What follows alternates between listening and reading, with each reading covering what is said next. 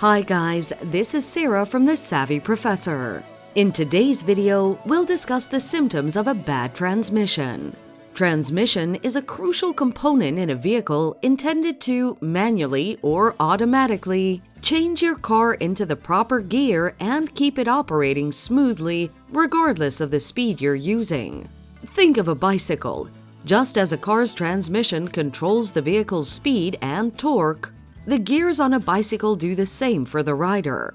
Depending on the terrain and speed, the rider can shift to a higher or lower gear to maintain a comfortable pace and reduce strain on the legs. The transmission of a bicycle enables the rider to conserve energy and travel efficiently, much like the transmission in a vehicle does for the engine. A bad transmission causes damage to the vehicle. So, what are the dangers of a bad transmission? A faulty transmission leads to loss of control of the vehicle if the gears slip or lock up unexpectedly, resulting in accidents and collisions. A malfunctioning transmission can leave you stranded on the side of the road as it reduces braking ability, which is very dangerous.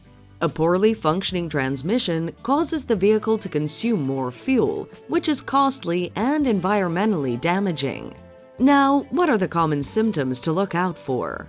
Check engine light. The check engine light on your dashboard comes on if there's a problem with the transmission, and the vehicle's computer also provides error codes that help diagnose the problem. Burning smell. A burning smell coming from under the hood of the vehicle is a sign that the transmission is overheating or has been damaged. Slipping gears. If the transmission slips out of gear while driving, causing the engine to rev but the vehicle is not to move, this is a sign of a failing transmission. To sum up, here's a quick tip on how to fix the issue.